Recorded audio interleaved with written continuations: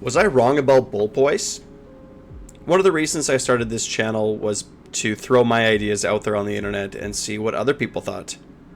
If there's nothing, there's nothing more powerful than stating your opinion on the internet to elicit other people's opinions. Yeah, let's have a look. Thanks to all my patrons, Wybarian for the art, and Baron of Dice. Wow. Okay, so here's a comment from this video that I made, Boltboyz this season, from David Campbell 621. So David has made quite a number of good comments on some of my videos, so let's have a look. Obscuring hurts shooting, it doesn't make it pointless. With no shooting, your opponent can ignore it entirely, but with shooting, you can pressure your opponent's position.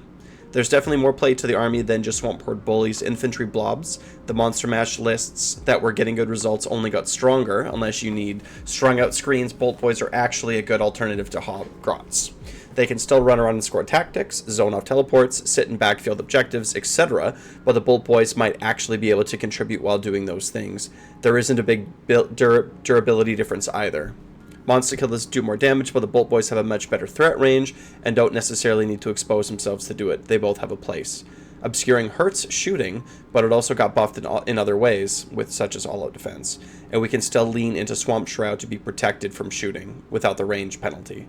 Boltboyz absolutely still have a place in the army, and 90 points is a bit crazy. I tend to agree that 90 points for Boltboyz is quite strong. I also really like the point that if you have shooting in your list, you're forcing your opponent to do something, as opposed to having no shooting and then everybody can just sort of ignore, like, you know, it's like you're forcing them to be within 1 inch of a piece of terrain, which might be different than if they can just move freely around the map, right?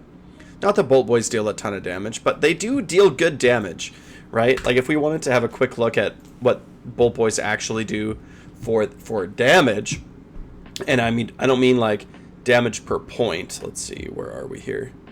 Here's my Boltboyz. So with hasty shot and not having moved, you know, dealing like 8 or 9 damage, like against a 4-up save is pretty good. Like, you're pulling 3 Ardboys off the table, right? Which is pretty, like, it's decent damage. Like, they do deal decent damage, and their damage per point is actually super high, right? Because this is for 6 of them. So, because usually they come reinforced.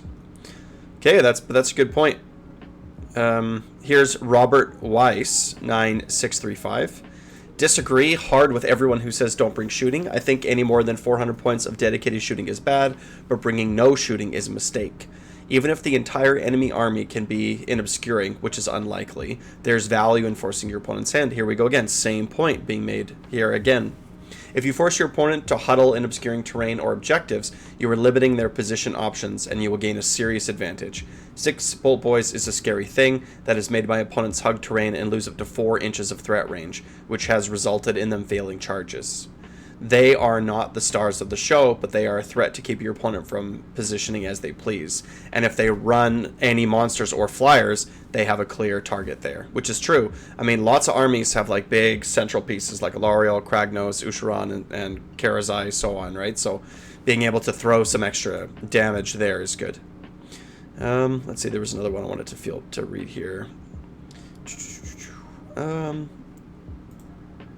Yeah, I mean, I think that's basically what people were saying. We can't afford not to be playing in all phases, says Custodes Dan, 1089. So, this is sort of what I mean by we have to wait to see what how the meta shakes out. To see what that looks like. My issue is that I'm having a hard time seeing where I'm going to fit Boltboyz in my list, because I sort of feel like Marsh Crawlers are going to be key.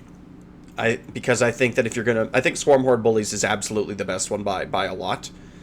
So I think that if you're gonna run 2 reinforced units of Gut Rippers, which I think is mandatory in Swarm Horde Bullies, I think that running at least 1 unit of Monster Killers is standard.